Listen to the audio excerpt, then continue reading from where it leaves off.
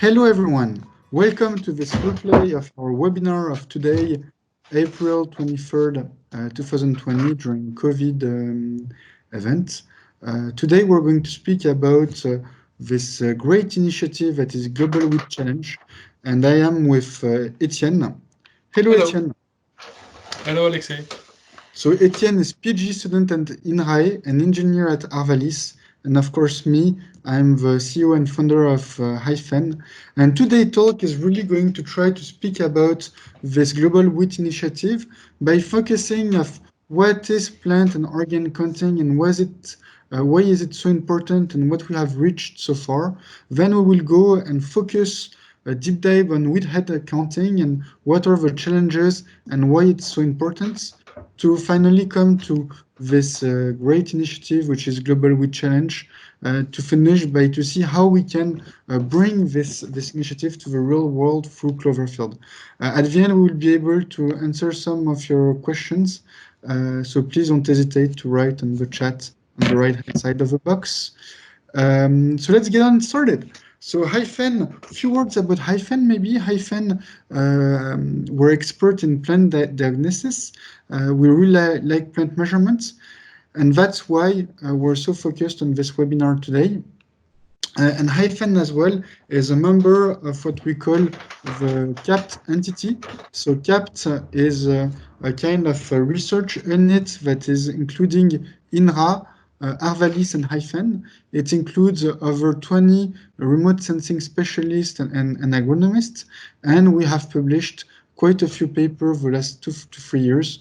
And some of those papers really have been focused on ear counting or stem counting, etc. And so that's really something of a main focus for us at CAPT. Of course, counting is first used mainly for phenotyping, for plant counting. We can think of maize, we can think of sugar beets. All of that is already implemented for Cloverfield. And if you're interested to know more, there's another webinar that we made 4 weeks ago, really detailing all that in details. So, why today are we going to speak about wheat head counting? Well, basically because it's one of the main drivers of yield. So, in order to be able to have some of the yield component, we could access plant counting. But the problem of plant counting in wheat is that you have tillers. So, from one seed that at emergence you can have many stems, and this is not a good moment. An easier time to count as well is to count stems after harvest. But if you do that, you cannot make yield prediction assisted through sensors because it's already too late. So this notion of counting heads with heads at this period is mandatory. It's really something very important. To do that, a lot of different institutions have different devices designed to acquire such data, digital data. So here we put some gantry system from ETH or Wrench instead. We can also think of unmanned robots such as Phenomobile from our friend Arvalis, or CAPT or handheld device. Yeah, and here is basically the equation of yield. So we already discussed in the past about how we can model wheat yield, that it can be the amount of biomass accumulated times the harvest index and all that. I do welcome you to see some of our other webinars to have more details. We could also model yield by components. And if we look at components, well, we can access wheat heads per square meters. Then we can access kernel number per head, and finally kernel weight. Uh, Kernel weight is achieved at harvest, so the kernel really grows up to the last day. Number of kernels per head is today not achievable through proximal sensing. So really, the main proxy we have is wheat head, and this consists of lots of challenges because it's very low throughput to measure. It's quite risky because it creates a lot of human errors. Um, it's we believe it's about 30% of errors when people count on it. When we count hundreds of wheat heads, it does in the sun. At the one stage, you do start to get tired, and finally, it's not scalable to do it manually. That's why being able to count through full image is really important. And that's where deep learning comes, because it's really lately the method that gives the best hope to be able to count with heads. So from here, I'm going to give a hand to Etienne, that is going to detail us a little bit more about global weight. Okay, thank you very much, Alexis, for the introduction. I'm happy today to talk about weighted detection and how to do it with deep learning, because it's true that it's a difficult task that haven't been addressed yet in the community of plant phenotyping until the recent emergence of deep learning. It was really difficult to imagine that it could be possible with traditional approaches. But the recent progress in object detection with models like FASTER, CNN, or YOLO made it possible. And it had been already proved by the plant phenotyping community with several papers. So the next slide. Where several teams across the world, so from China, Australia, France, England, already have shown the potential of such approaches. And for example, in the case of France or Rosenstad, the error, the counting error is below 10%. So it's what we believe at least as accurate as human, even better. But because there is, if there was no but, I won't be here.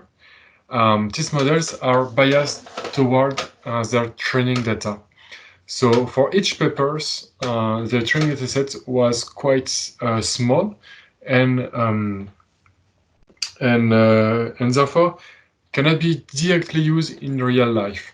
So, for example, or the model developed in CAPT with data from the south of France. If you apply it in the north of France, the result will be biased. So with a higher number of error, but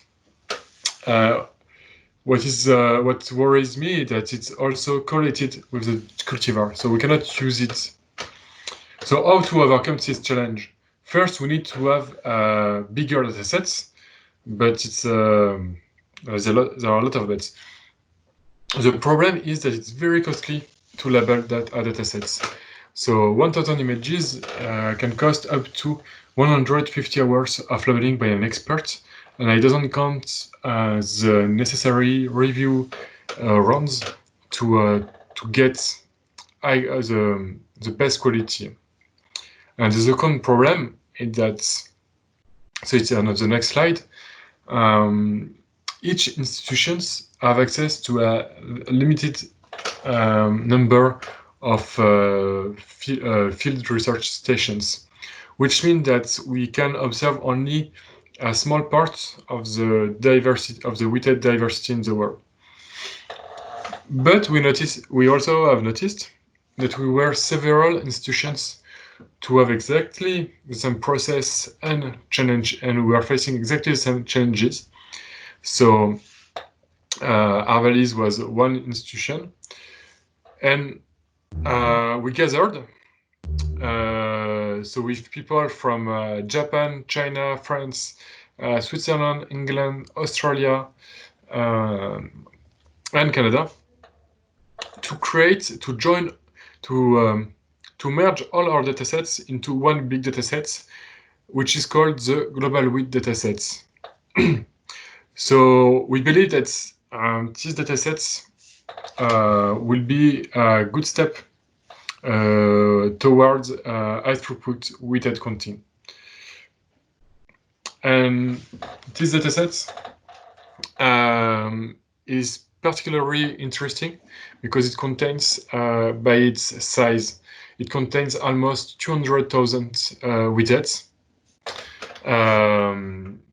So contain on 4,700 images. coming from 7 different countries. So its size makes it not only the biggest deep learning datasets in the plant phenotyping community, but it could also be a good reference dataset in the deep learning community. Next slide. The unique, so it's made from images taken from nadir that have been normalized. So all the images have exactly the same size and the same scale, which made this dataset very easy to reuse for deep learning research. We did all the cleaning stages before to let people really focus on the deep learning on the model training. And the unique features of the datasets, it's this diversity. Please, yeah, because as you can see, there is different cultivar from different stages with different elimination conditions, different sensors. So we have the results of our collaborative work is to have this large and diverse datasets. To open it to the world, we decided to do a challenge. And we are happy to have been selected by Kaggle, the leading platform for data science competition, to do this competition on their platform. We are happy to announce that the winning solutions will win 15,000 USD. It will start the 4th of May, so it's coming soon. Please register. And we are expecting to have 500 to 1,000 data science teams to compete for this challenge. The goal is to have the model that can work in different parts of the world, and therefore we design the competition by so it's on the next slide, by giving access to the competitors only to a fraction of the data. It means that the competitor will have access to the images from Europe and North America. But then the model will be tested on Asian and Australian images. So therefore, we expect our models, the winning models, to be the most accurate models to count weighted.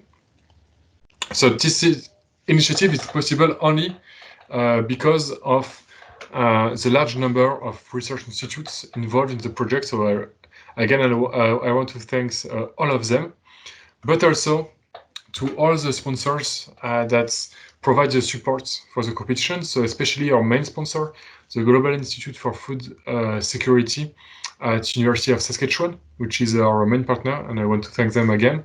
But also our gold partner like Kubota, Hiphen, and Digital. To conclude on this part, a paper will be submitted soon and will contain all the details on the dataset creation. To conclude, for us, it's not the end of a journey, this competition, but it's the beginning of a journey. There are still many parts of the world that are not covered by the datasets, like USA, South America, Africa. So if you come from, if you want to join the initiative and share your data with us, please, you can reach us through the website or send me an email. So, thank you very much, Etienne, for this presentation of this great initiative. I would like to just underline once again why at Hiphen we are so excited about this great initiative.